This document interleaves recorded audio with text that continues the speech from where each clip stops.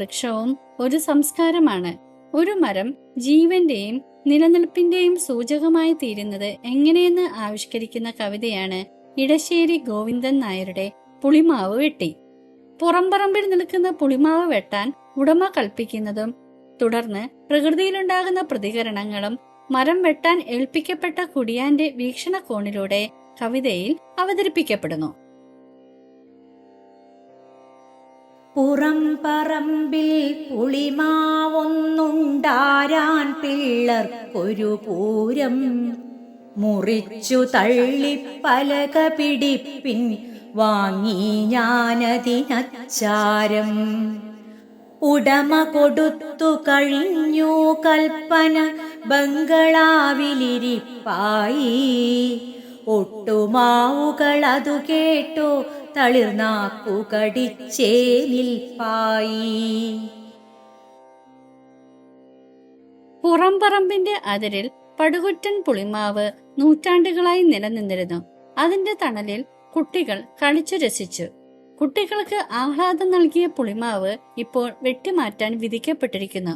മരം വെറുമൊരു വരുമാന സ്രോതസ്സായി കാണുന്ന ഉടമസ്ഥൻ അത് വെട്ടിവിൽക്കാൻ തീരുമാനിക്കുകയും പണം കൈപ്പറ്റുകയും ചെയ്തു.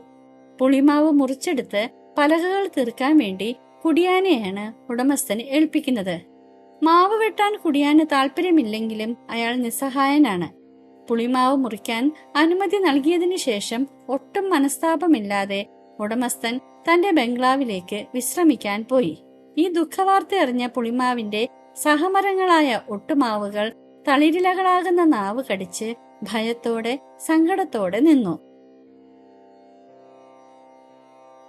പച്ചക്കല്ലു വിളഞ്ഞു കിടക്കും ഗിരിശൃംഗത്തിൻ പ്രതിരൂപം, പാടത്തിന്റെ കരക്കിതു നിൽപ്പൂ നമ്മുടെ കുടിലിനടയാളം.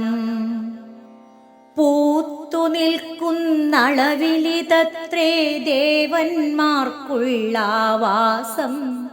പുലരെ പുലരെ കാണാം ചില്ലയിലവർ തൻ പൊഴിയും മൃദുഹാസം.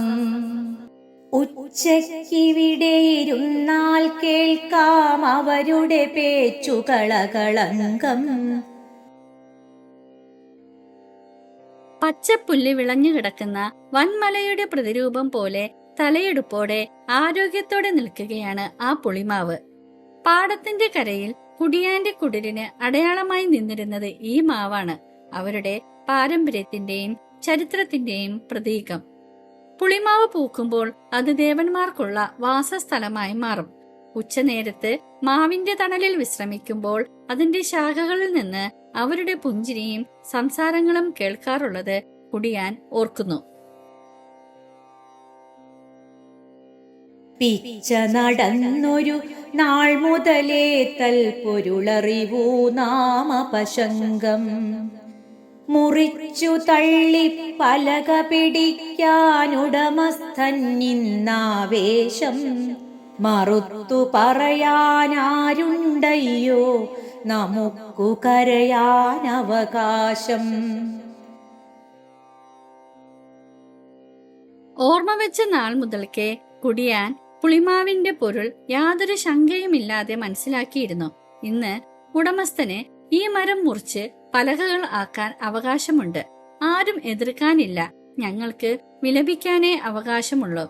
കുടിയാന്റെ സങ്കടത്തോടും കൂട് നഷ്ടപ്പെട്ട പറവകളോടും വെട്ടി വീഴ്ത്തപ്പെടുന്ന മരത്തോടും ഒപ്പം നിന്ന് വിലപിക്കുകയാണ് കവി.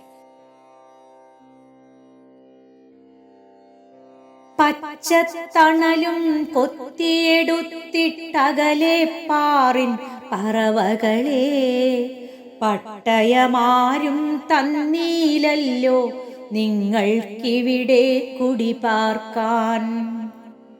കുരുത്ത നാൾ തൊട്ടിന്നോളം തല കുനിച്ചിടാത്തോനീ വൃദ്ധൻ. കൂറ്റൻ മഴുവേറ്റടിയും നേരം കുലുങ്ങിടുന്നു ഭൂചക്രം. അധികാരഗർവിന്റെ അലിഖിത നിയമങ്ങൾ കൊണ്ട് പ്രകൃതിയെ തന്റെ കീഴിലാക്കാൻ ശ്രമിക്കുന്ന ഉടമ പുളിമാവിലെ ജീവജാലങ്ങളോടും അതേ സമീപനമാണ് പുലർത്തുന്നത്. പുളിമാവിൽ താമസിക്കുന്ന ഉടമസ്ഥാവകാശമായ പട്ടയം കിട്ടാത്ത ആയിരക്കണക്കിന് പറവകളോട് പച്ചത്തണലും കൊത്തിയെടുത്തുകൊണ്ട് ദൂരെ പോകാനാണ് അയാൾ ആക്രോശിക്കുന്നത്. പിറന്ന നാൾ തൊട്ട് ഇന്നുവരെ തലകുനിക്കാത്തവനായി നിന്ന പുളിമാവ് മനുഷ്യന്റെ പ്രകൃതിയുമായുള്ള ബന്ധത്തിന്റെ പ്രതീകമാണ്.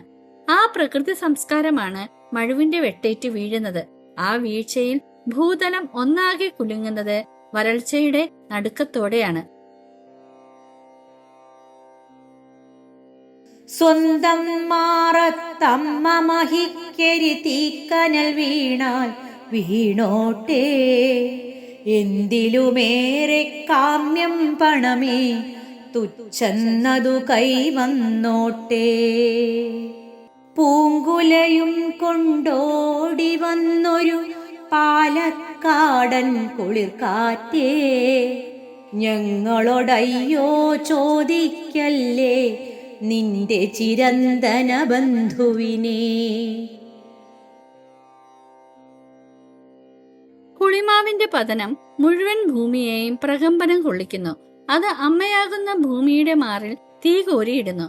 സ്വന്തം മാതാവിന്റെ നെഞ്ചിൽ തീക്കനൽ വീണാൽ വീണോട്ടെ, പണമാണ് വലുതെന്ന് ചിന്തിക്കുന്ന ഉടമസ്ഥന്റെ ഉപഭോഗ തൃഷ്ണ നമുക്കിവിടെ വായിച്ചെടുക്കാം.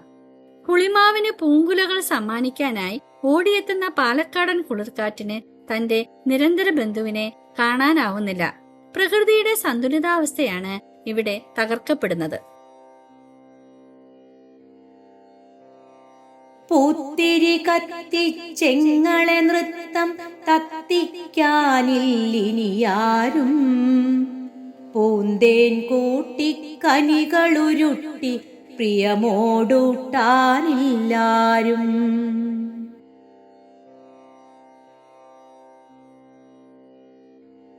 പൂത്തിരി കത്തിച്ചതുപോലെ ഇനി ആ മാവിൽ പൂങ്കുലകൾ വിടരില്ല. പൂന്തേൻ കൂട്ടി സ്നേഹത്തോടെ കനികളൂട്ടാൻ ഇനി ആരുമില്ല. ആ പാലക്കാടൻ കാറ്റിന് തന്റെ ദൗത്യം നിറവേറ്റാൻ മറ്റൊരു ദേശത്തേക്ക് സഞ്ചരിച്ചേ മതിയാകൂ. സഫലമാകാത്ത ആ യാത്ര കാലാവസ്ഥാ വ്യതിയാനത്തിന്റെ രൂപകമായി മാറുന്നു. പുളിമാവ് വെട്ടി എന്നത് പ്രകൃതിയുടെയും മനുഷ്യന്റെയും തമ്മിലുള്ള ബന്ധത്തെക്കുറിച്ചുള്ള ഒരു ശക്തമായ ഓർമ്മപ്പെടുത്തലാണ്.